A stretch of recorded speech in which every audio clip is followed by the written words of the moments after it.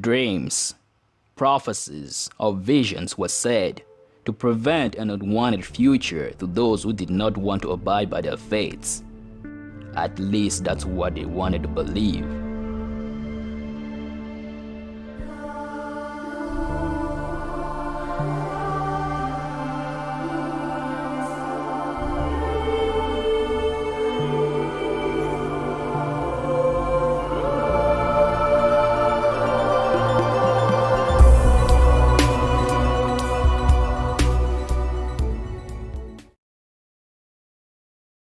Loki, god of mischief, was a proud god. He was undependable and self-centered at best, mischievous or evil at worst. He married a woman named Sigyn, and she bore him 2 sons, Narfi and Vali. But one day, Odin called Loki to him for a consult and told him he had a dream about his children. The one-eyed god saw a frightening future with his one eye. The god of mischief had been sneaking off to spend days in the land of the frost giants with Angrboda, the giantess of Jotunheim, and she had given birth to 3 children. Odin had seen that these 3 were being bred up in Jotunheim, and he recalled from those visions that Loki's offspring would be the greatest foes of the gods, and called to mind the predictions that they would prove a source of great calamity to them. There would be so much evil to expect from them, especially from the mother's side, as well as on the father's. Loki said nothing about the current situation. Then Odin called the gods Tyr and Thor, and he told them that they would be traveling far into the giant land of Jotunheim in order to bring Loki's children to Asgard by any means possible. The gods executed themselves and traveled into the lands of the giants until they reached Angrboda's and found the children playing together in the great hall.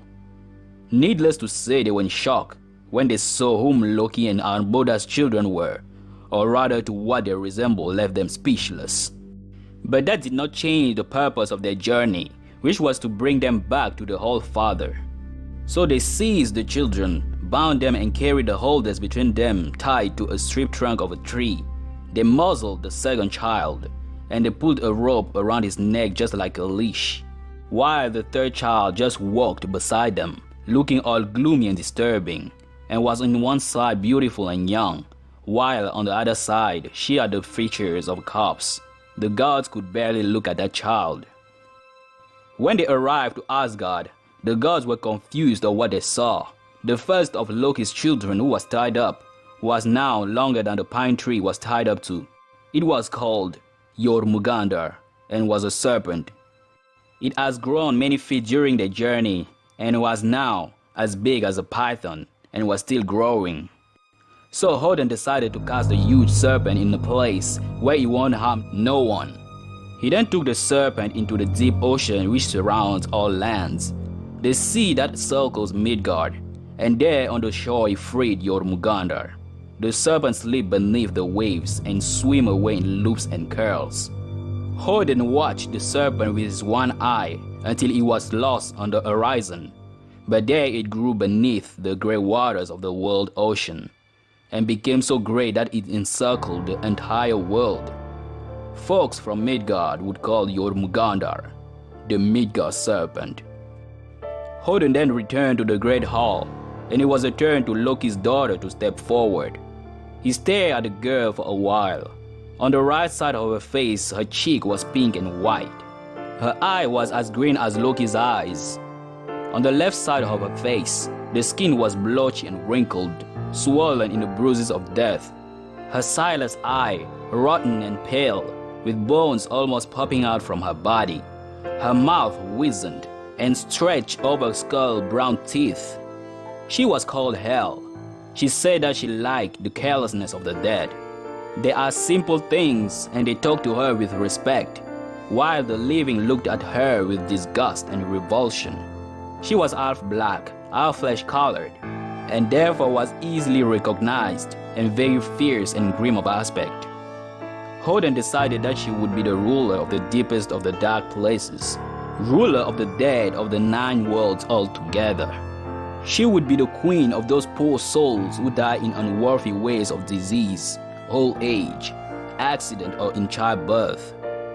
Warriors who die in battle would always be welcomed in Valhalla, but the dead who died in any other ways would be her folks to attend her in the darkness.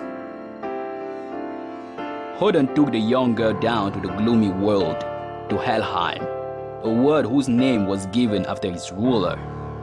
Odin gave her authority over the 9 realms, that she would be assigning their places to those who would be sent to her.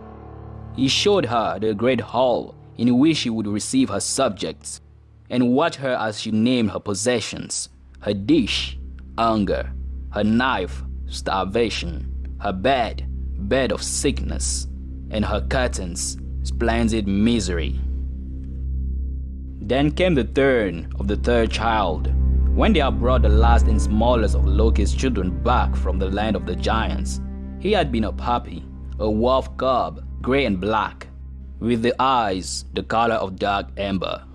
The wolf cub ate his meat raw, but the most surprising was the fact that he spoke as a man would speak, in the language of men and the gods, and was full of pride just like his father. The little beast was called Fenrir. Just like his siblings, he was growing fast as well. One day he was the size of a wolf, the next day the size of a bear. He just kept growing every single day. The gods were quite frightened and started to worry about the wolf, all except Tyr, the only one who enjoyed the wolf's company. And each day the beast ate more than the day before, and each day it grew and became fiercer and stronger than before. Odin watched the wolf child grow with foreboding. In his dreams, the wolf had been there at the end of everything, and the last things Odin had seen in any of his dreams of the future were the heinous eyes and the sharp white teeth of Fenrir. Then nothing, only a dark void. The Assyrian gods had a council regarding this matter and resolved that in order to prevent any future disaster, they would bind the fearsome wolf Fenrir in Asgard for good. Odin wondered if he had done the right thing, even though he has done as his visions had told him to. For the sake of Asgard and the entire world, and to prevent anything terrible to ever happen, he had to go ahead and settle early countermeasures against the dreadful fate that awaited the gods. So, regarding today's topic, can we really escape from fates that have been bestowed upon us? In fact, those who try to run away throughout history and legends by making all kinds of plots ended up exactly like they were supposed to, just like their predictions showed them they would. Prophecies show briefly what's going to happen, and not how that will occur or when it will take place. They don't show what's in between that final moment and the period you're living now. Maybe the path that you take to avoid that fate is what actually triggers that outcome, that dream that you tried so hard to escape from, to become a reality. But dreams know more than they actually reveal, even to the wisest of the gods.